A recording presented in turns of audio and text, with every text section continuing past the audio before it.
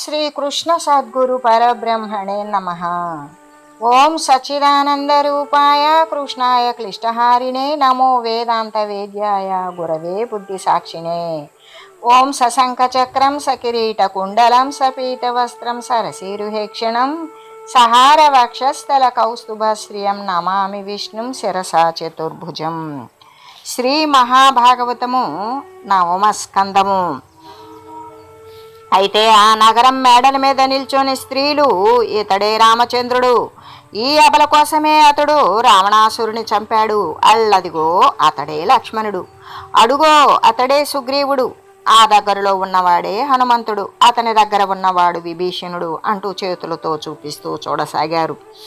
ఇలా ప్రజలందరూ చూస్తూ ఉండగా రామచంద్రుడు రాజవీధిలో వెళ్ళి పటికంపు గోడలు పవడంపు వాకిండ్లు నీలంపు టరుగులు నెరయగలిగి కమనీయ వైదూర్యక స్తంభ చయముల మకర తోరణముల మహితమగుచు బడగల మాణిక్య బద్ధ చేలంబుల జిగురు దోరణముల జలువు మీరి పుష్పదామకముల భూరి వాసనలను బహుతర ధూపదీపముల మెరసి మారు వెల్పుల భంగిని మలయచున్న సతులు పురుషులు నెప్పుడు సందడింప గురుతులిడరాని బధనముల కుప్పలున్న రాజసధనంబునకు వచ్చే రామ విభుడు రాజసౌధానికి చేరుకున్నాడు. ఆ సౌధానికి స్ఫటికపు గోడలు, పగడాల వాకిళ్ళు, నీలపు టరుగులు ఉన్నాయి. అది అందమైన వైఢూర్య స్తంభాలతో మకర తోరణాలతో వైభవంగా ఉంది. సౌధం మీద పడగలు, మణులు కూర్చిన వస్త్రాలు, చిగురు తోరణాలు అందంగా ఉన్నాయి. పూలమాలలు గుబాలింపుతో ధూపదీపాల కాంతులతో రాజభవనం మనోహరంగా ఉంది. అక్కడ మారు రూపాలలో ఉన్న దేవతలా అన్నట్లుగా స్త్రీ పురుషులు ఎప్పుడూ సందడిగా తిరుగుతూ ఉన్నారు. గుర్తు పెట్టుకోలేనంత ఎక్కువగా ధనరాశులున్నాయి. అటువంటి రాజభవనాన్ని శ్రీరామచంద్రుడు చేరుకున్నాడు. ఈ రీతిగా అక్కడికి వచ్చి తల్లులకెల్ల మ్రొక్కి తమ తల్లికి వందనమాచరించి అల్లల్ల బుధాలికిన్ వినతుడై చెలికాండను తమ్ములంబ్ర సంపుల్లత గౌగిలించుకొనే భూవరుడోలి గృపార సంబురం జిల్ల గంజాల మన్ననలు చేసే నమాత్యుల పూర్వ భృత్యులన్. రామచంద్రుడు తల్లులకు మొక్కాడు. కన్న తల్లి కౌసల్యకు నమస్కరించాడు. మెల్లమెల్లగా పండితులందరికీ వినయం చూపాడు. స్నేహితులను, తమ్ములను మిక్కిలి సంతోషంగా కౌగిలించుకున్నాడు. మంత్రులను, పూర్వపు సేవకులను రాజుగా దయారసం చిలుకుతూ చాలా గౌరవించాడు. ఆ సమయంలో తల్లులు కొడుకులు పెద్ద కోడలును గొబ్బున మ్రొక్కిన నెత్తి చేతులన్ బుడుకుచు మోములం దలలు బోరన ముద్దులు గొంచు నవ్వుచుం దొడలకు వారి రాచికిచి దోగగజేసిరి నేత్రధారలన్ వెడలిన ప్రాణముల్దగ భ్రవిష్టములయ్యే నటంచు నొబ్బుచున్. కొడుకులు, పెద్ద కోడలు వెంటనే వంగి నమస్కరించగా చేతులతో పైకి లేపి ముఖాలను, తలలను మాటి మాటికి పుణికారు. ఆపకుండా ముద్దులు పెట్టారు. నవ్వుతూ తొడల మీదకు లాగి కూర్చోబెట్టుకున్నారు. కన్నీళ్లతో వారిని తడిపేశారు. పట్టరాని సంతోషంతో పోయిన ప్రాణాలు తిరిగి గూటికి చేరాయి అనుకున్నారు.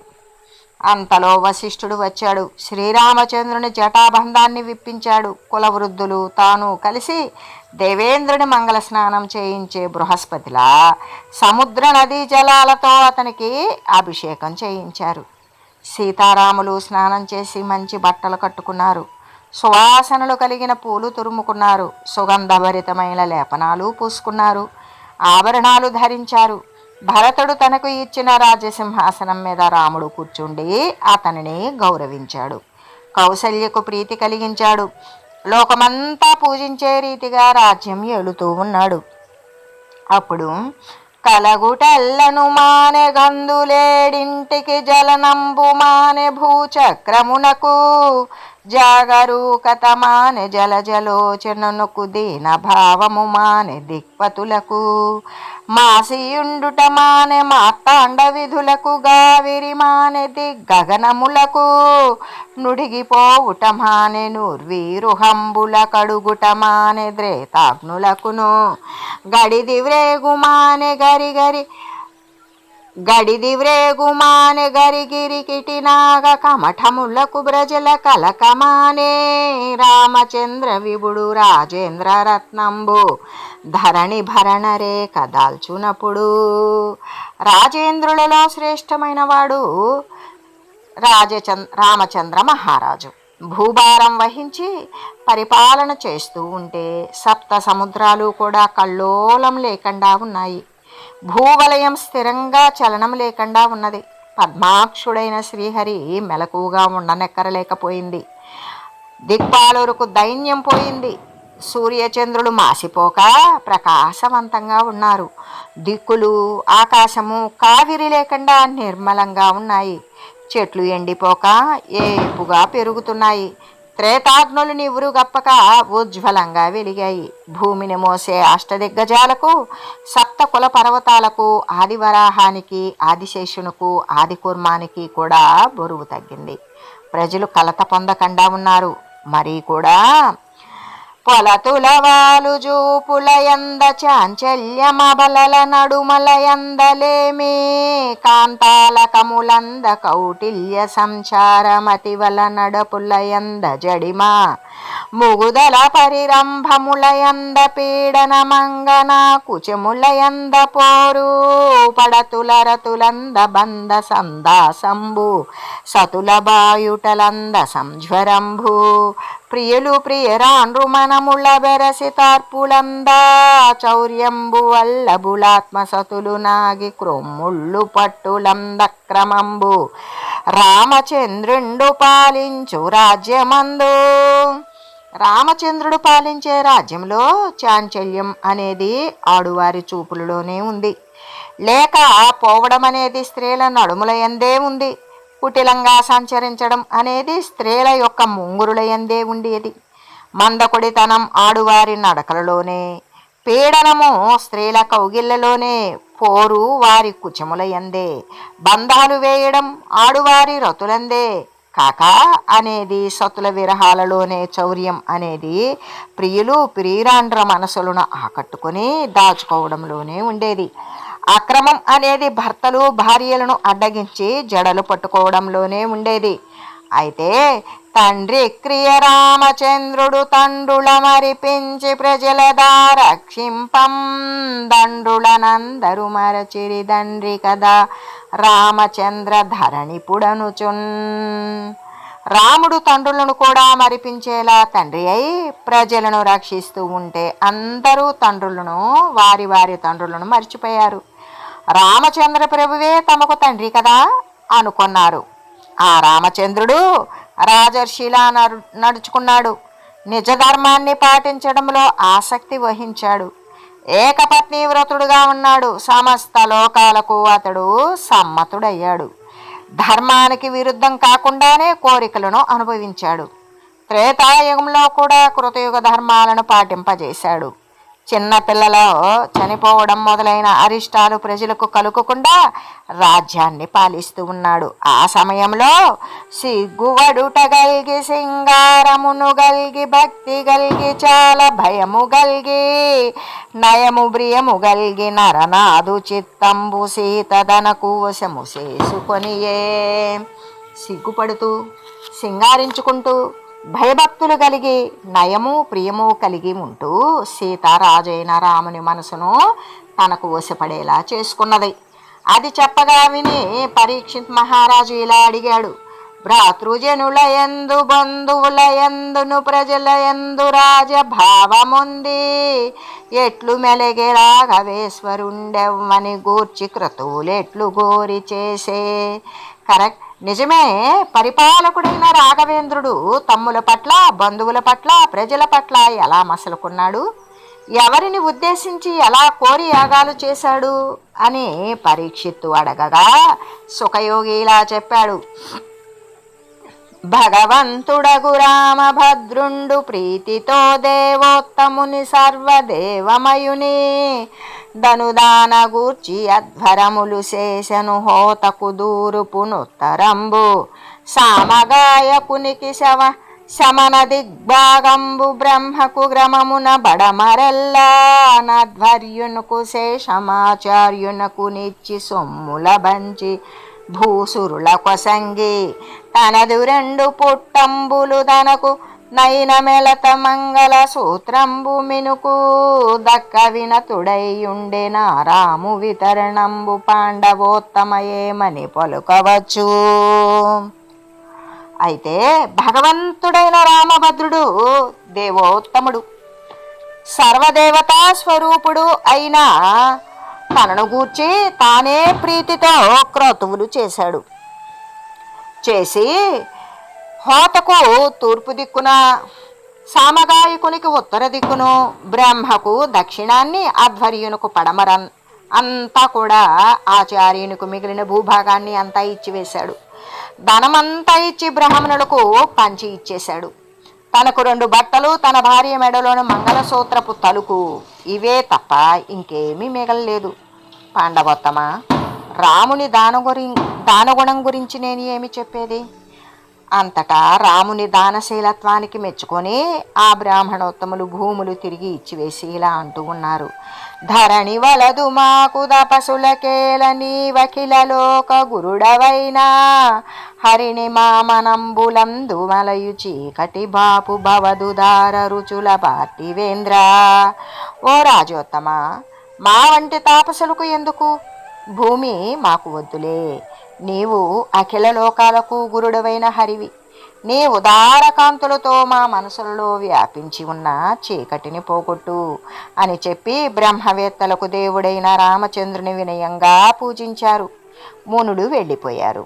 ఇలా చాలా కాలం పరిపాలన చేసిన రాఘవుడు ఒకనాడు వసుధపై బుట్టెడు వార్తలా కర్ణించు కొరకునై రాముడు కూడా వృత్తి నడురేయి తిరుగుచో నాగర జనులలో నొక్కడు ధనపతి ఒప్పకున్నా తన సతి ఒప్పకున్నా నొరు నింటగా పురంభున్న చెంచలు రాలి బాయంగలేక చేపట్టనేమి తావెర్రియకు రామధరణీశ్వరుండనే బేల పొమ్మను మాట బిట్టు పలక నాలకించి మరియు నా మాట చారుల వలన జగములోన గలుగా తెలిసి సీత నిద్రవోవా జప్పక వాల్మీకి పర్ణశాల బెట్టబని చేరాత్రి. రాజ్యంలో పుట్టే వార్తలు వినకోరి రాముడు రహస్యంగా అర్ధరాత్రి తిరుగుతూ ఉన్నాడు. అలా తిరుగుతూ ఉండగా నగరజనులలో ఒకడు తన భార్యను ఇష్టపడక పరాయి ఇంటిలో కాపురమున్న చపలురాలిని విడవలేక చేపట్టడానికి నేను ఏమైనా వెర్రివాడైన రాముడినా ఏమిటి పో అని గట్టిగా అనడం వినిపించింది. పైగా అదే మాట లోకమంతటా పాకిందని చారుల వలన కూడా తెలుసుకున్నాడు. సీత నిద్రపోతూ ఉండగా చెప్పకుండానే రాత్రి ఆమెను వాల్మీకి పర్ణశాలలో దించమని ఆజ్ఞాపించాడు. అంతట సీత కూడా అప్పటికే గర్భవతి కావడం వలన కుశలవులు అనే కొడుకులను కన్నది. వారికి వాల్మీకి మహర్షి జాతక కర్మాది సంస్కారాలు చేశాడు. లక్ష్మణునకు అంగదుడు, చంద్రకేతుడు అనువారు, భరతునకు దక్షుడు, పుష్కలుడు అనేవారు పుట్టారు. శత్రుఘ్నునకు సుబాహుడు, శృతసేనుడు అనేవారు పుట్టారు. బంధురబలుడగు భరతుడు గంధర్వచయంబు దృంచి కనకాదుల సద్బంధుడకు నన్నకిచ్చెను బంధువులను మాతృజనులు ప్రజలు మెచ్చన్. మహాబలశాలి అయిన భరతుడు గంధర్వ సమూహాలను ఓడించాడు. బంగారము మొదలైన వానిని సజ్జనులకు ఆప్తుడైన అన్నగారికి ఇచ్చాడు. బంధువులు, తల్లులు, ప్రజలు అతనిని మెచ్చుకొన్నారు. మధువనంబులోన మధునందనుండకు లవణు జంపి భుజ బలంబు మెరసి మధుపురంబు చేసి మధుభాషి శత్రుఘ్నుడన్న రామచంద్రుడవుననంగా. అన్న అయిన రామచంద్రుడు మెచ్చుకునేలాగా శత్రుఘ్నుడు మధువనంలో మధు అనే రాక్షసుని కొడుకైన లవణాసురుణ్ణి బాహుబలం ప్రకటించి సంహరించాడు. తీయగా మాట్లాడే శత్రుఘ్నుడు మధుపురాన్ని నిర్మించారు. అంత కొంతకాలానికి రామచంద్రుని కొడుకులైన కుశలవులు వాల్మీకి నేర్పగా వేదములు మొదలైన విద్యలయందు నేర్పరులు అయ్యారు. అనేక సభలలో వారు రాగయుక్తంగా రామకథా శ్లోకాలను పాడసాగారు. ఒకనాడు రామచంద్రుని యజ్ఞశాలకు వెళ్ళారు. వట్టి మ్రాకులు పల్లవింపన వారి అయి మధుధారదానుట్టబాడిన వారి పాటకు నుర్వరాది పుండు ప్రజల్ బిట్టు సంతస మందిరయ్యడ ప్రీతి కన్నుల బాష్పముల్ దొట్ట నౌధలూచి వారలతోడి మక్కువ బుట్టగా. అక్కడ మోడు వారిన చెట్లు చిగురించేలా ఆగకుండా తేనెదారలు ఉట్టిపడేలా వారు పాట పాడారు. రాజు ప్రజలు కూడా వారి పాటకు చాలా సంతోషించారు. అప్పుడు ప్రేమతో కన్నుల వెంట కన్నీరు కారుతూ ఉండగా పారవస్యంతో తల ఊచి వారి పట్ల మక్కువ కలగగా రామచంద్రుడు కుమారులతో ఇలా అన్నాడు: చిన్ని అన్నలార సీతాంశుముఖులార నలినదల విశాల నయనులారా మధుర భాషులార మహిమీదనెవ్వరు తల్లిదండ్రి మీకు ధన్యులారా. చిన్ని బాలికలారా, చంద్రుని వంటి ముఖం కలిగిన వారా, తామర రేకులు వలె విశాలమైన కన్నులు కలిగిన వారు, మధురంగా మాట్లాడేవారు ధన్యాత్ములు మీరు. ఈ భూమిపై మీకు తల్లిదండ్రి ఎవరు అని అడిగారు. వారు మేము వాల్మీకి కూతురు బిడ్డలము, రాఘవుని యాగం చూడడానికి వచ్చాము అన్నారు. అతడు నవ్వి, రేపు ప్రొద్దుట మీ తండ్రి ఎవరో తెలుసుకుందురు కానీ అని వారిని గౌరవంగా ఒక నివాస స్థానానికి పంపాడు. మరునాడు వాల్మీకి సీతను వెంట పెట్టుకొని వచ్చి కుశలవులను ముందుంచుకొని రామును చూచి అనేక విధాలా స్తుతించి ఇలా అన్నాడు: సీత శుద్ధురాలు చిత్తవ కర్మంబులందు సత్యమూర్తి అమల చరిత పుణ్య సాధ్వి విడువబోలదు చేకొను రవికులాబ్ది చంద్ర రామచంద్ర. రవికులము అనే జలదికి చంద్రుని వంటి ఓ రామచంద్ర, సీత మనసుతో వాక్కుతో కర్మతో కూడా పరిశుద్ధురాలు, సత్యము మూర్తిభవించిన మహాతల్లి, నిర్మల చరిత్ర, పవిత్రమైన సాధ్వి. ఆమెను విడిచిపుచ్చడం తగదు, స్వీకరించు అని వాల్మీకి అన్నాడు. రామచంద్రుడు పుత్రుల కోసం విచారించాడు.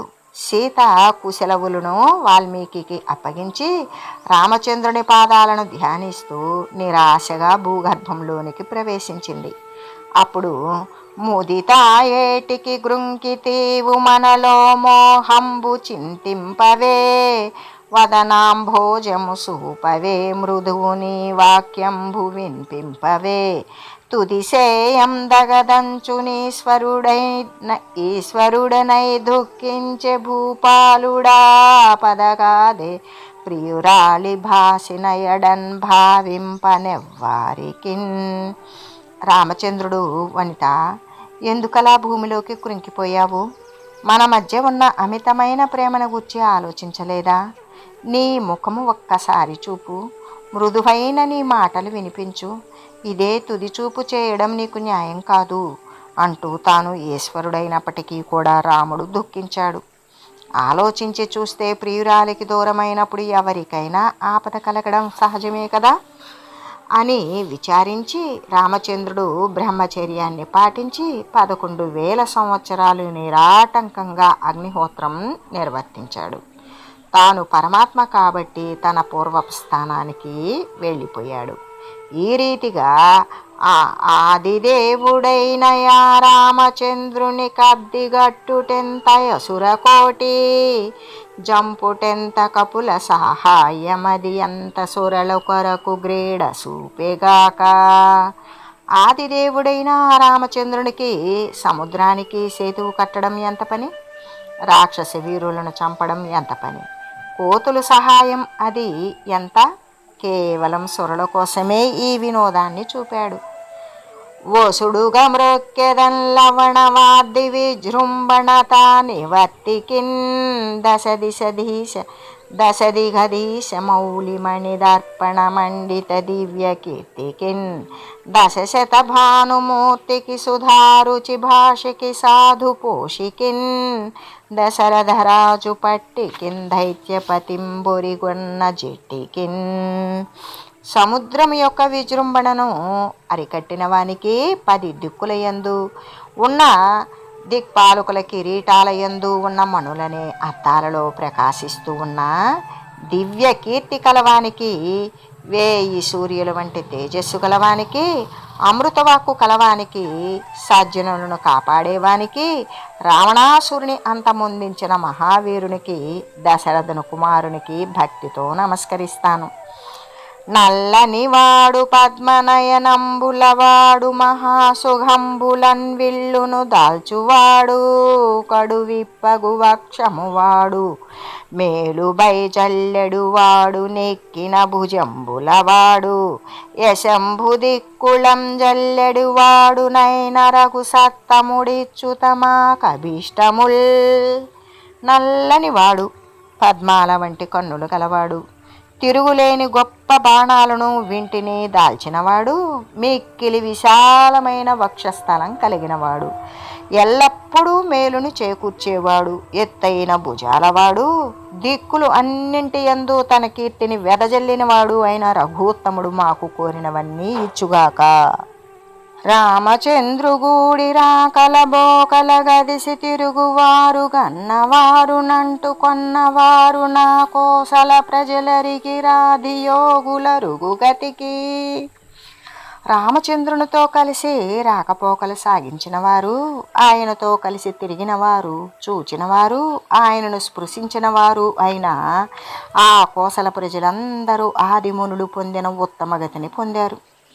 మంతనములు సద్గతులకు బొంతనములు ఘనములైన పుణ్యములకిదా నింతన పూర్వ మహాఘని కృంతనములు రామనామ కృత చింతనముల్. రామనామం చింతన చేస్తే సద్గతులకు కావలసిన మార్గాలను గురించి ఆలోచించినట్లే, గొప్ప పుణ్యాలతో పొత్తు కుదిరినట్లే, ఇప్పుడు పూర్వం చేసిన మహాపాపాలను తొలగించుకున్నట్లే. అటువంటి రామచంద్రునకు కుసునకు అతనికి నిషధుడు, అతనికి నభుడు, నభునికి పుండరీకుడు, అతనికి క్షేమధన్వుడు, అతనికి దేవానీకుడు, దేవానీకునికి అహీనుడు, అతనికి పారియాత్రుడు, అతనికి బలుడు, బలునికి చెలుడు, చెలునికి సూర్యాంశ సంభూతుడైన వజ్రనాభుడు, అతనికి శంఖనుడు, శంఖనునికి విధృతి, అతనికి హిరణ్యనాభుడు జన్మించారు.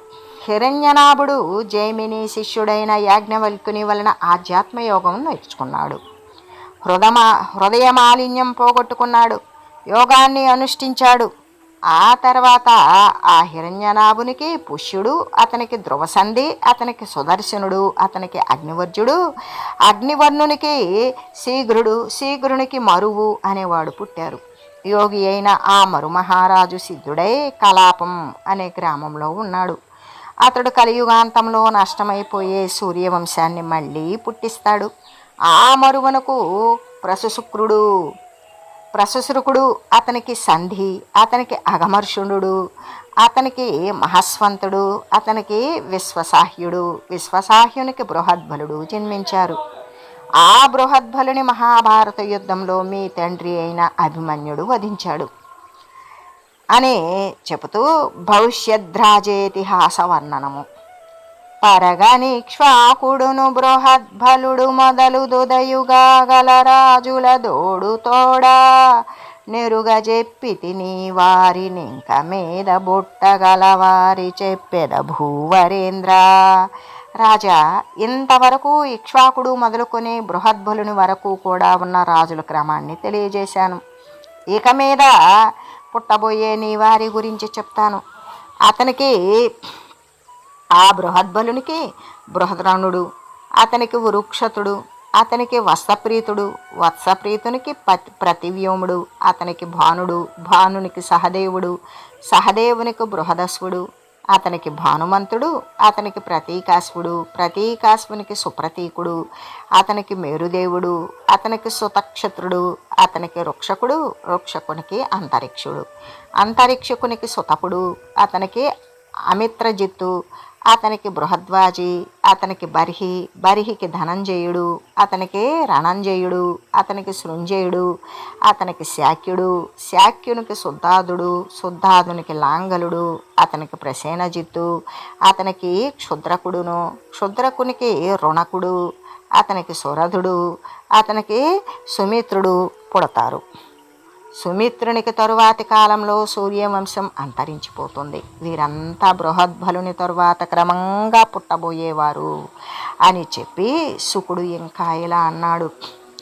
ధన్యుడా ఇక్ష్వాకు తనయుడౌ నిమియాగమాచరింపక గోరియా వశిష్ఠునాత్విజ్వమునకు దానర్దింపగనియా తడింద్రుని మకము సేయింప నియ్యకొని నాడ మరి వత్తుంగొదవలేదన వచ్చి సంసారమెంత యుజంచెలంబు గాలయాపనమేల క్రతువు చేసెదనని అన్యరుత్విక్కులనతడు కూర్చి చేయనింద్రుని యాగంబు నెల్లజేసి గురుడు నను సనుదెంచె శిష్యుపై కోపమెత్తి యోరినా వచ్చునందాకనుండవనుచునతని దేహంబు ఒడుగాతమని శపించే. ఇక్ష్వాకుని కుమారుడు నిమి ధన్యాత్ముడు. అతడు యాగం చేయాలి అనుకుని వశిష్ఠుని ఋత్విజునిగా రమ్మని అర్థించాడు. అతడు ఇంద్రుని యజ్ఞం చేయించడానికి ఒప్పుకున్నాడు. తరువాత వస్తాను, మించిపోయేదేమీ లేదు అన్నాడు. నిమి తిరిగి వచ్చి ఈ సంసారం చాలా చంచలమైనది, కాలయాపన ఎందుకు చేయాలి, క్రతువు చేసేస్తాను అనుకొని ఇతర ఋత్విక్కులను కూర్చుకొని యాగం చేశాడు. ఇంద్రుని యాగం అంతా పూర్తి చేసుకుని గురుడైన వశిష్ఠుడు వచ్చి యాగం చేస్తున్న శిష్యునిపై కోపించాడు. ఓరి, నేను వచ్చేదాకా నీవు ఉండలేదు అంటూ అతనిని నీ దేహం పతనమగుగాక అని శపించాడు. వశిష్ఠుడు ఇలా శపించగానే నిమి కూడా వశిష్ఠుని దేహం నశించాలి అని తిరిగి శపించాడు. ఆ వశిష్ఠుడు మిత్రావరుణుల వలన ఊర్వశికి మళ్ళీ పుట్టాడు. ఇక బ్రహ్మజ్ఞాని అయిన నిమి గురుశాపం వలన దేహం పోగొట్టుకోగా అతని దేహాన్ని మునీశ్వరులు సుగంధ ద్రవ్యాలలో పదిలపరిచారు. పదిలపరిచి మొదలుపెట్టిన సత్రయాగాన్ని పూర్తి చేశారు. యాగ సమాప్తి కాగానే దేవగణాలు మెచ్చుకొని అక్కడికి వచ్చారు. మునులు వారికి నిమి దేహాన్ని చూపి బ్రతికించమని అడిగారు. వారు కూడా నిమికి ప్రాణాలు వచ్చుగాక అని పలికారు. అయినా నిమి తన దేహంలో ప్రవేశించడానికి ఇష్టపడక ఇలా అన్నాడు. అతిమోహాకుళితంబు సాంద్రమమతాహంకారమూలంబు సంతత నానా సుఖ దుఃఖ పీడితమనిత్యం బిట్టి దేహంబు సంకృతి నాకేటికి మేన జీవనము భంగిన్ భీత బాహుల్యమంచితరుల్ పెద్దలు దీని జేకొనరు సర్వేసున్ హరిన్ గొల్చుచున్. అతి మోహం వలన వ్యాకులపాటు కలిగించేది, గాఢమైన మమత అహంకారాలకు మూలమైనది, ఎల్లప్పుడూ రకరకాల సుఖదుఖాలు అనే బాధను కలిగించేది, అనిత్యమైనది అయిన ఈ దేహంతో సంసర్గం నాకింక వద్దు, నాకెందుకు, ఇతరులైన పెద్దలు కూడా చేప జీవితంలా ఇది అనేక భయాలతో కూడుకున్నది అని భావించి సర్వేశుడైన హరిని సేవిస్తూ దీనిని కావాలి అని కోరు అన్నాడు. ఇలా అన్న నిమి నిశ్చయాన్ని మరలింపలేక శరీరధారుడు కన్నులు తెరిచినప్పుడు మూసినప్పుడు నిమి కనపడుగాక అని పలికి దేవతలు వెళ్ళిపోయారు. అప్పుడు అని చెప్తూ పెద్దలైన మునులు పృథివీ స్థలికి రాజులేమి జూచి నిమి కళేబరంబు దరువనొకడు ఉట్టెదనయుండు వానిని జనకుడనుచు బలికె జగములెల్లా. పూజ్యుడైన మునీశ్వరుడు భూమికి రాజు లేకపోవడం చూసి నిమి యొక్క కళేబరాన్ని మధించారు. అలా మధించగా ఒక కొడుకు పుట్టాడు. వానిని లోకులు జనకుడు అని పిలిచారు అని తెలియజేస్తూ ఓం మంగళం శ్రీ కురుక్షేత్ర రణక్షోణి విహారిణే పార్థసారథి రూపాయ గీతాచార్యాయ మంగళం. ఓం మంగళం నమోస్త్వనంతాయ సహస్రమూర్తయే సహస్రపాదాక్షి శిరోరుబాహవే సహస్రనామ్నే పురుషాయ శాశ్వతే సహస్రకోటియుగధారిణే నమః. ఓం శ్రీమతే నారాయణాయ నమః. శ్రీమన్నారాయణ చరణౌ శరణం ప్రపద్యే. హరి ఓం తత్సత్.